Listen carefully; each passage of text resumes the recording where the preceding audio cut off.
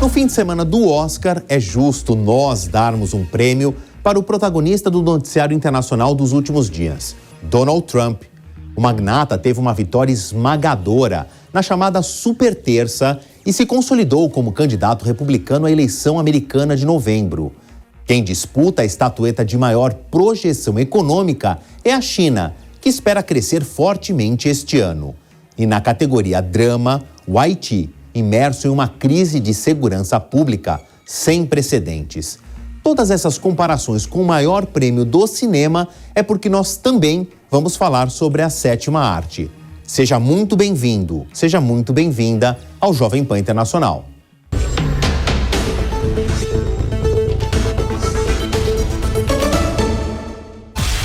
Olá, toda semana eu repito a mesma saudação, porque é verdade, é um prazer te reencontrar por aqui.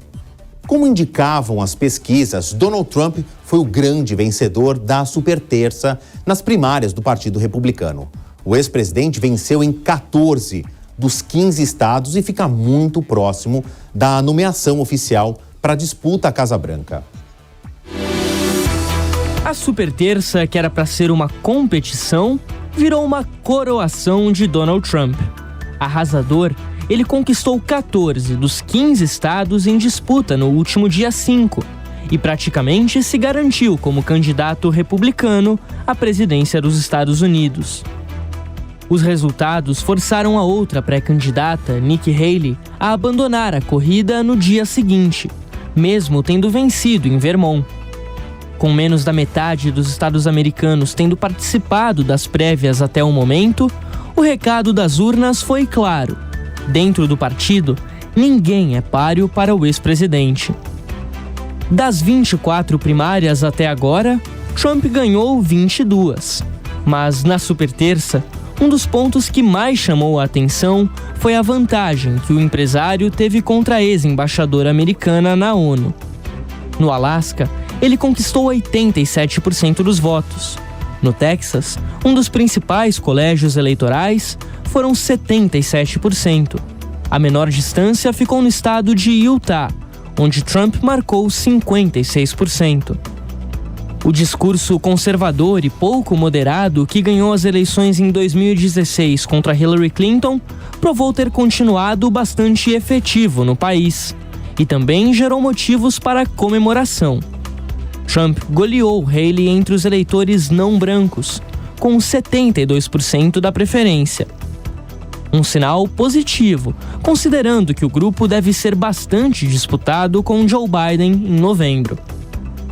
Por outro lado, a campanha também precisou acender um sinal de alerta, já que o bilionário ainda não conseguiu a unidade do partido e enfrenta uma rejeição considerável. Segundo pesquisas, 66% dos eleitores de Nikki Haley não consideram o ex-presidente apto, física e mentalmente, para retornar à Casa Branca e não pensam em votar nele em novembro. Só 21% admite votar no candidato republicano, independentemente de quem seja nomeado. Convencer os indecisos e os independentes é uma das principais tarefas tanto para Trump quanto para Biden. Mas o caminho promete ser complicado. É o que explica o professor e PhD em Relações Internacionais, Carlos Poggio. Deveria ser uma campanha contra a rejeição. A grande questão é se o Trump é capaz de fazer uma campanha que combata a rejeição e peça algum tipo de união, porque o Trump ele prospera na divisão, prospera no caos, prospera na polarização. Ele é um mestre de articular essas questões para o seu próprio benefício, né? É assim que, na verdade, qualquer populista prospera, né? O populismo é muito essa história do nós contra eles, né? Então tem uma certa dificuldade em criar essa narrativa. Pode ser que ele até tente isso e que dure uma semana, mas novamente ele volta aí para o seu padrão normal de uma fala normalmente divisiva, né? A gente tem visto isso muito na questão da imigração. Ele tem usado uma linguagem, sempre usou uma linguagem muito dura, né? Que foi isso que o catapultou a presidência em 2016 e tem usado uma linguagem ainda mais dura agora contra a questão do número de imigrantes que tem cruzado a fronteira. As pautas tratadas por Trump vão ao encontro de algumas das principais preocupações dos americanos, 43% dos republicanos na Carolina do Norte, por exemplo, dizem que a imigração é a maior prioridade neste momento. Mas apesar da revanche entre Biden e Trump sempre ter sido o mais provável para estas eleições, a nomeação dos dois candidatos faz ecoar um sentimento comum entre boa parte dos americanos: a falta de uma nova opção viável para ocupar a Casa Branca. Para lembrar a última vez que as chapas se repetiram em 2 eleições consecutivas, é preciso voltar bastante no tempo, mais precisamente nos anos de 1952 e 1956. Na ocasião, o republicano Dwight Eisenhower venceu o democrata Adlai Stevenson 2 vezes. Veja que não é apenas uma repetição de chapa, mas é a repetição de uma disputa entre os 2 candidatos mais velhos da história dos Estados Unidos, né? Então isso claramente é uma ilustração muito óbvia da falta de renovação, tanto no Partido Democrata quanto no Partido Republicano. O Partido Republicano tem a dificuldade de que agora que é um partido completamente transformado, né, pela tomada do trumpismo, como é que vai sobreviver, o trumpismo sobrevive sem Donald Trump, né? Será que algum dos filhos do Trump vai herdar esse capital político? Isso não está muito claro. Do lado democrata, dificuldades claras já há muito tempo de renovação, né? Até outro dia, a líder democrata na Câmara, Nancy Pelosi, que tem mais de 80 anos. A Hillary Clinton foi a última candidata democrata antes do Biden, na faixa dos 70 anos. O Biden, ele conseguiu a nomeação na primária disputando com Bernie Sanders, que também está na faixa dos 80 anos. Então tem aí um problema claro, né, evidente aí de falta de renovação. É uma das questões, inclusive, pela qual o Biden é candidato hoje, é justamente por essa falta de renovação, né? Se tivesse uma alternativa muito mais clara ao Biden, eu acho que ele sofreria muito mais pressão do que já vem sofrendo para não concorrer à reeleição, mas por alguma razão há uma dificuldade aí de renovação de lideranças. Com ou sem renovação, o próximo passo para os candidatos é o estado da Geórgia, no dia 12. A primária promete ser o termômetro de uma eleição quente, com expectativa de ferver até a definição do vencedor. Para entender um país de dimensões continentais, a gente tem que olhar um mapa que inclusive já apareceu na excelente reportagem do editor internacional Fabrício Naitsky. Ele explicou em linhas gerais, mas eu queria chamar a atenção o que são as vitórias de Trump até agora. Essas nuances em vermelho são as vitórias que ele acumulou desde janeiro até a superterça. Daqui para frente a gente tem uma campanha muito mais clara. De fato, Donald Trump contra Joe Biden. Aqui, para não dizer que eu não citei a Nikki Haley, que corajosamente ficou até esse momento, ela teve apenas 2 vitórias. Dá nem para dizer que foram em 2 estados. Ela ganhou no estado de Vermont, verdade, mas depois só na cidade, na capital federal, na cidade de Washington. Depois disso, só sobrou para ela desistir. No começo do programa, eu fiz menções ao Oscar e volto a fazer, lembrando da premiação de 1994, que deu a Bruce Springsteen, um cantor e compositor norte-americano, a estatueta de melhor canção pela música Streets of Philadelphia, as ruas da Filadélfia, na Pensilvânia. E é para lá que a gente vai. Não para falar com o Bruce Springsteen, mas para falar com o Lucas de Souza Martins, historiador, professor, sabe muito sobre a história dos presidentes americanos, sobre a história americana e vai nos ajudar a entender de dentro para fora dos Estados Unidos como é que está essa corrida agora muito clara, consolidada entre Trump e Joe Biden. Lucas, obrigado mais uma vez pela sua participação. Eu queria começar a perguntar para você, o Lucas, pessoa física, o morador da Filadélfia, da Pensilvânia, que é um estado lupendo. Coincidentemente, parte do final de semana, o Joe Biden vai passar aí na Pensilvânia. Já tem um clima aí de eleição ou ainda essa corrida eleitoral está um pouco fria para o americano médio? Obrigado mais uma vez por participar aqui do Jovem Pan Internacional. Olá, Favale, muito bom falar com você, com a audiência da PAN. Estamos aqui nas ruas da Filadélfia, de fato sentindo, como diz aí o Bruce Springsteen na canção famosa do filme Filadélfia. Nós estamos vivendo aqui um momento bastante interessante na história do país, em que nós nos aproximamos da eleição presidencial com estes 2 candidatos fazendo uma campanha intensa aqui no estado da Pensilvânia, porque aqui é um swing state.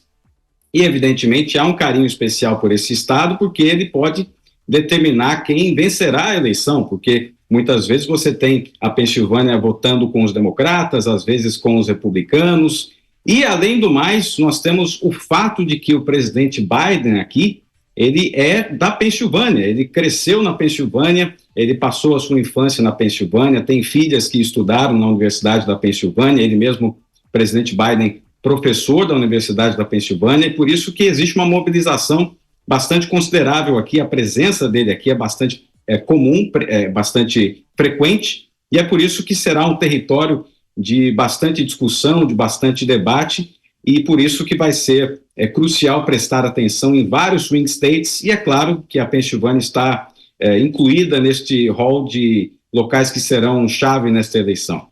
Lucas, na última noite de quinta-feira, já era até comecinho de madrugada de sexta para nós, por causa do fuso horário aqui no Brasil, teve o famoso State of the Union, que é um discurso em que o presidente americano, ele mais ou menos faz uma prestação de contas ao eleitor. Ele conta o que ele fez, projeta o próximo ano e, obviamente, como teoricamente é o último discurso de Joe Biden como presidente desta atual gestão, ele aproveitou para fazer campanha.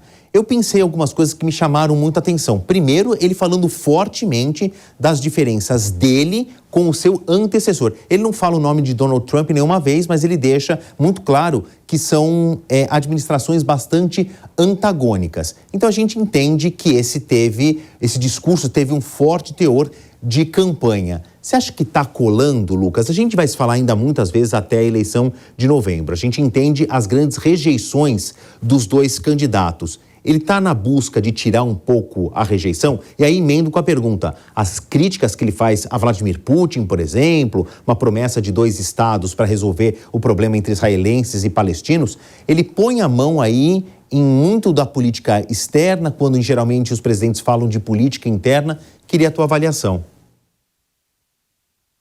Pavale, o discurso do Estado da União, extremamente tradicional, que dá ao presidente essa visibilidade nacional de estar diante do Congresso, falando a respeito do seu mandato, do seu governo. Isto é uma tradição que existe desde a época de George Washington, o primeiro presidente da história dos Estados Unidos. E o que nós temos com o caso do Joe Biden nesse discurso é uma clara intenção e uma clara visualização do que ele precisa fazer para vencer a eleição de 2024. Através do discurso que nós tivemos, é muito evidente que ele está prestando atenção exatamente naquilo que ele precisa para vencer o Donald Trump.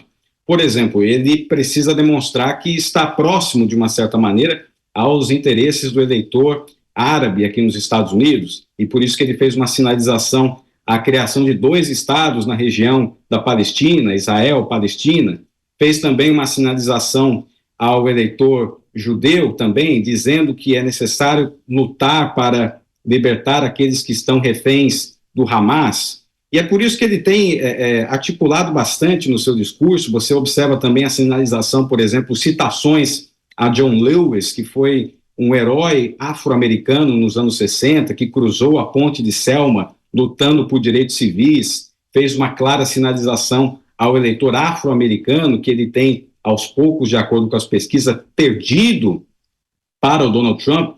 Ou seja, claramente, o discurso dele, que durou mais de 1 hora, ficou 68 minutos falando no Congresso americano, com a projeção nacional de TVs que transmitiram esse discurso, ele mostrou claramente que ele está atento ao que ele precisa fazer, ele está fazendo sinalizações para estes eleitorados, e é por isso que agora cabe a nós verificarmos, continuar prestando atenção para ver se o eleitorado vai conseguir enxergar em Joe Biden uma perspectiva de um presidente que pode permanecer por mais 4 anos, se ele pode atender às expectativas desses eleitorados.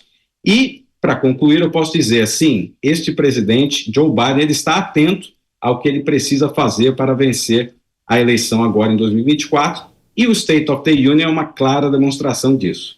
Bom, 3 nomes que a gente vai ouvir muito aqui no Jovem Pan Internacional até a eleição de 5 de novembro nos Estados Unidos. Joe Biden, Donald Trump e Lucas de Souza Martins. Lucas, que é professor da Temple University lá na Filadélfia, muito obrigado mais uma vez pelo teu tempo. O Lucas promete vir passar parte das férias aqui no Brasil. Eu vou tentar sequestrá-lo e a gente ter um programa especial ao vivo com ele aqui presente no estúdio. Mas enquanto isso não acontece, obrigado pelas nossas telecomunicações. Lucas, até muito breve. Um grande abraço.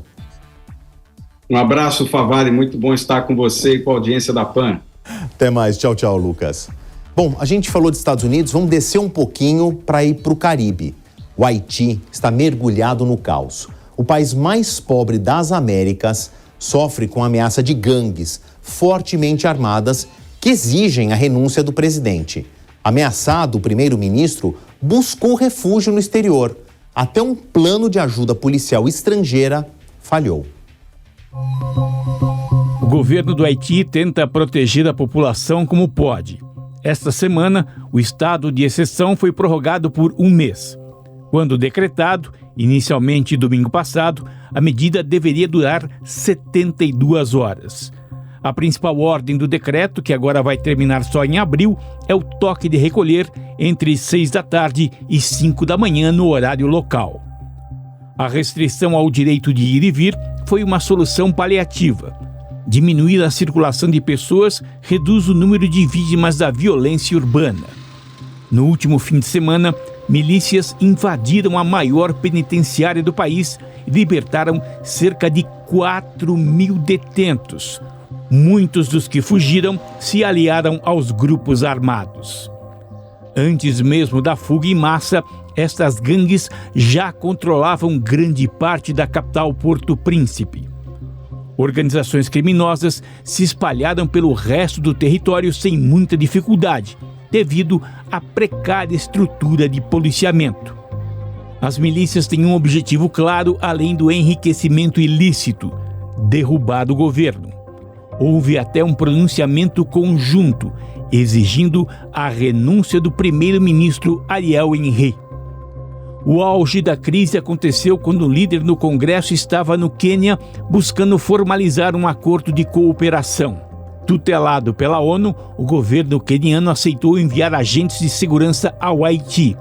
Mas o Congresso do país africano barrou a iniciativa, alegando o risco dos policiais serem acusados de infringirem leis do território caribenho, por puro desconhecimento da legislação estrangeira. Além de frustrado, Ariel Henry soube da pressão pela renúncia na viagem de volta e resolveu buscar exílio na vizinha Porto Rico. Mesmo com o toque de recolher vigente e mais policiais nas ruas, uma delegacia foi atacada na periferia da capital. As marcas do atentado foram um recado das gangues: este governo acaba ou haverá uma guerra civil. O mais impressionante é a postura de barbecue, ou churrasco em português. Este é o apelido de Jimmy Cherizi, que se intitula chefe da maior milícia. Ele desfila pela capital fortemente armado, dá entrevistas e diz liderar uma luta contra o abismo social no país. No fogo cruzado, uma população majoritariamente pobre que tenta seguir a vida. O que se viu nas maiores cidades foi o comércio funcionando depois do amanhecer, quando o toque de recolher acaba. É também durante o dia que chegam nos hospitais as vítimas dos massacres que ocorrem na madrugada. O sistema de saúde haitiano está perto do colapso, segundo o levantamento das Nações Unidas. Por causa do risco de invasão e saques, muitas instalações sanitárias estão fechadas ou tiveram que reduzir drasticamente suas operações. A escassez de medicamentos é mais do que preocupante e quase não há médicos. Também faltam sangue, equipamentos e leitos para tratar ferimentos à bala. O Alto Comissariado das Nações Unidas para os Direitos Humanos, Volker Turk, resumiu a situação como além do insustentável. Cerca de 1.200 haitianos morreram desde o começo do ano em ataques das gangues. O caos nas ruas é reflexo da instabilidade do governo federal. O primeiro-ministro Ariel Henry acumula a função de presidente desde julho de 2021, quando o então chefe de Estado foi assassinado. O premier deveria ter deixado o cargo de presidente em fevereiro, mas selou um acordo com a oposição até que haja novas eleições. Os Estados Unidos passaram a insistir que o líder acelere a transição, respeitando a democracia.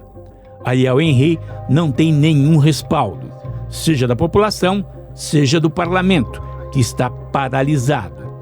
Para fechar o cenário inacreditável, o primeiro-ministro ainda é um dos suspeitos de ser o mandante da morte do presidente há pouco menos de 3 anos.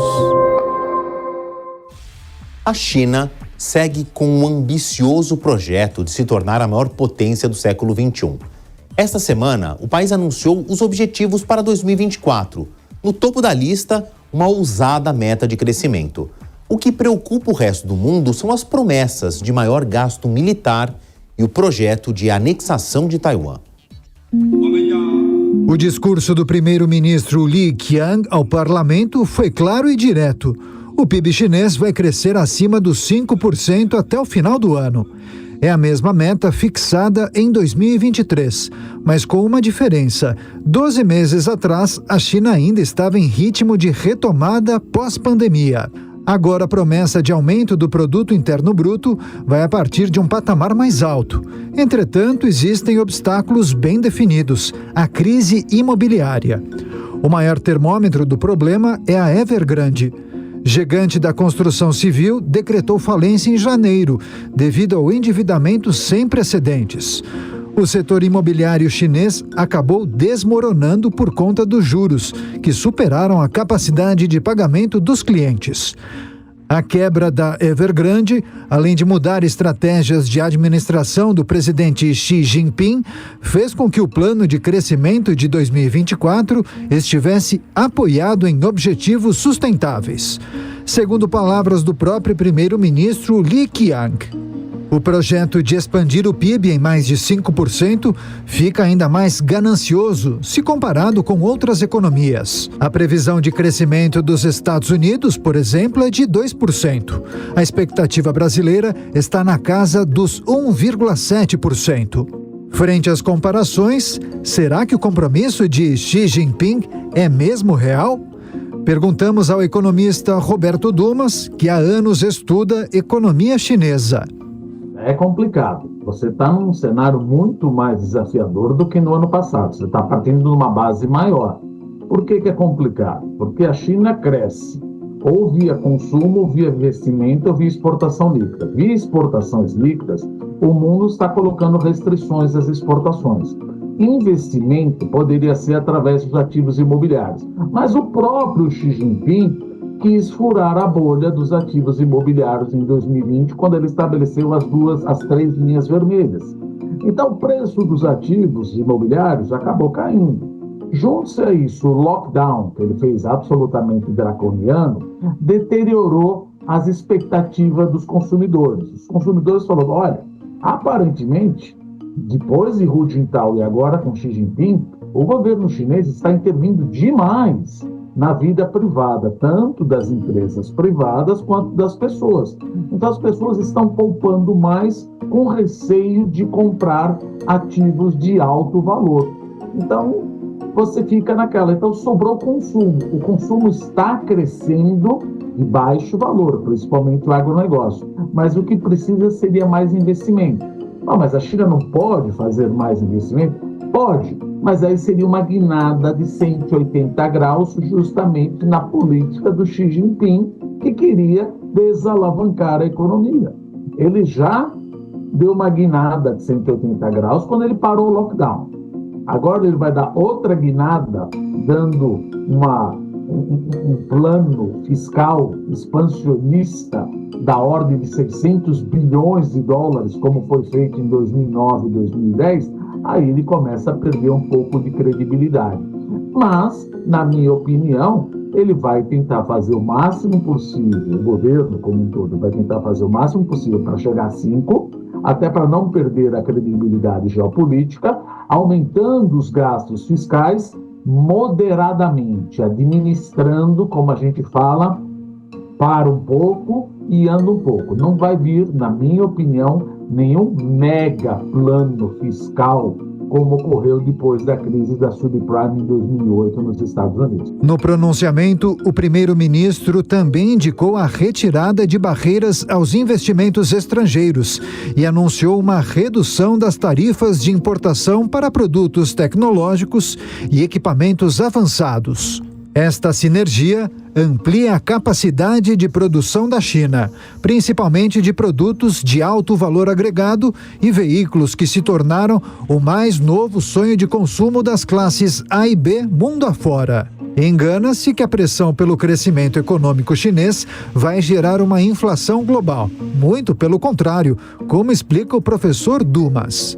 A pressão, no caso chinês agora, é justamente o contrário. Ela pode pressionar uma menor inflação, ou seja, a China vai exportar, vai chegar à deflação, mas tende a exportar preços menores. Veja os carros elétricos, como eles estão chegando cada vez mais baratos. Veja a energia, as plataformas solares, os painéis solares, etc.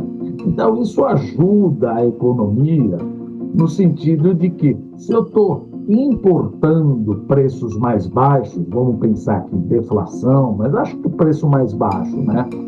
Ou até mesmo uma queda do preço, isso ajuda muito mais na redução das taxas de juros mundiais. Porque se você tem cada vez mais produtos nas prateleiras e no consumo chinês e mais barato, isso ajuda no controle inflacionário dos países que compram esses produtos. Outro assunto de interesse global que apareceu no pronunciamento foram os gastos militares e o projeto de reunificação de Taiwan. O governo de Xi Jinping assegurou um acréscimo de 7% à verba das Forças Armadas. O orçamento chinês de defesa saltou para o equivalente a 1.140 bilhões de reais. Ao mencionar mais uma etapa de modernização do exército, o primeiro-ministro afirmou que Pequim se opõe às atividades separatistas que visam a independência da ilha. Detalhe muito importante: no discurso, o premier não usou o termo unificação pacífica, como costumava aparecer nas manifestações públicas do parlamento. Pequim considera Taiwan parte de seu território e prometeu retomar a ilha algum dia, inclusive com o uso da força. Falar em aumento da economia passa por prever como a próxima geração de chineses vai se comportar. Por isso, parte da conferência foi dedicada aos jovens. Houve promessas de geração de empregos para quem tem entre 16 e 24 anos. A taxa de desocupação entre pessoas nesta faixa etária cresceu durante a pandemia e virou um tema politicamente delicado para o Partido Comunista. O governo aplicará uma combinação de medidas para garantir a estabilidade do emprego e promover o aumento de renda, segundo os planos de Pequim. A meta nacional é de pelo menos 12 milhões de novos postos de trabalho urbanos, para que a taxa de desemprego termine o ano na casa dos 5,5%. Pequim ainda se comprometeu com melhores serviços de saúde e previdência social, além de uma estratégia nacional proativa em resposta ao envelhecimento acelerado da população. O Oscar de 2024 acontece neste domingo. Os filmes Barbie e Oppenheimer terão um destaque na premiação que passou por algumas polêmicas nos últimos anos. O drama Oppenheimer lidera as indicações, concorrendo em 13 categorias. Barbie também recebeu destaque, com 8 indicações, incluindo a de melhor filme. Outras produções, como Pobres Criaturas, Anatomia de uma Queda e Os Rejeitados, também disputam a principal estatueta da noite. O crítico de cinema Chico Firman diz que o Oscar de 2024 deve ser lembrado justamente por Barbie e Oppenheimer, ou Barbenheimer, que dominaram as salas de cinema em 2023. E o Oscar 2024 vai ser lembrado por duas coisas. Primeiro, a disputa entre o Barbie e o Oppenheimer, que é uma disputa meio amigável, né? Até um ajudou o outro na questão de bilheteria, na questão de repercussão. Os dois filmes eles já tinham força individualmente, mas no final das contas os dois se beneficiaram por causa por terem sido lançados no mesmo dia e terem gerado essa disputa, né, entre si. No final das contas, o Oppenheimer teve bastante indicação e chegou no Oscar como favorito absoluto. O Barbie não tanto, perdeu algumas indicações importantes como atriz e direção, mas o fenômeno cultural está garantido. Então esse eu acho que com certeza ninguém vai esquecer. E a outra coisa que é uma possibilidade que pode acontecer no domingo, que é a premiação da primeira atriz de origem indígena americana, que é a Lily Gladstone, pelo filme Assassinos da Lua das Flores. Se isso acontecer, vai ser um marco histórico, né, no Oscar. Nenhuma atriz de origem indígena americana ganhou. A gente teve indicadas, né, de origem indígena, mas nenhuma terminou ganhando, e ainda mais americana. Então será realmente um marco histórico caso aconteça. Nos últimos anos, o Oscar enfrentou algumas polêmicas. Em 2015, a premiação foi criticada pela falta de representatividade. Agora, em 2024, internautas se revoltaram com a falta de indicações para Margot Robbie e Greta Gerwig por Barbie. Ryan Gosling, que interpreta o Ken no filme, concorre a melhor ator coadjuvante. Uma pesquisa da Universidade da Califórnia divulgada esta semana indica que a participação de mulheres em papéis principais diminuiu no ano passado, apesar do sucesso de Barbie. Em 2019, 44% dos filmes produzidos em Hollywood tinham uma protagonista. A proporção caiu para 32% em 2023.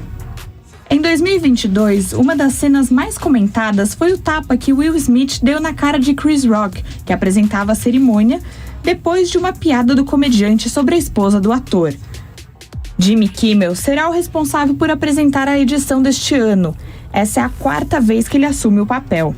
Durante a pandemia da Covid-19, a audiência do Oscar teve uma queda significativa, com apenas 10 milhões de espectadores. A situação levantou questionamento se transmitir a premiação era realmente relevante na era do TikTok. Em 2023, os números voltaram a subir, com quase 19 milhões de pessoas assistindo. A edição mais vista da história foi a de 1998, na qual Titanic disputava 14 categorias. O filme, dirigido por James Cameron, levou 11 estatuetas. Mais de 50 milhões de pessoas assistiram à transmissão. Acho que o Oscar, apesar de ele ter perdido um pouco de impacto no decorrer dos anos, nesses últimos 2 ou 3 anos, né, pós-pandemia, com as cerimônias um pouco mais perto do original, eles voltaram a ter mais interesse para o público. E esse ano eu acho que existe uma chance de ter um impacto ainda maior, porque a gente tem filmes bem populares como Barbie, Oppenheimer, enfim, muito Anatomia de uma Queda, mesmo num circuito um pouco menor, Zona de Interesse são filmes que em vários aspectos terminam gerando um atrativo para o público. Em meio às discussões sobre a atual relevância do Oscar, Chico Firman também explicou o impacto da estatueta na carreira de um ator ou diretor. O impacto de um Oscar na carreira de um diretor ou de um ator, além do prestígio que isso traz, abre uma oportunidade muito grande de negócios, vamos dizer assim, né? Porque a pessoa termina sendo muito procurada para projetos novos, encabeça projetos que antigamente só considerariam esse ator, essa atriz como um coadjuvante, dá um aval, né, para projetos maiores, de diretores mais ambiciosos. E aí eu acho que você ter um Oscar ainda conta bastante. A premiação do cinema acontece este domingo em Los Angeles. O programa da semana fica por aqui. Quem quiser rever o conteúdo, basta ir até a página da Jovem Pan no YouTube. Tá tudo lá. Meus agradecimentos a toda a equipe que fica por trás das câmeras e o meu muito obrigado a você também. Até a semana que vem. Tchau. A opinião dos nossos comentaristas não reflete necessariamente a opinião do Grupo Jovem Pan de Comunicação. Realização Jovem Pan News.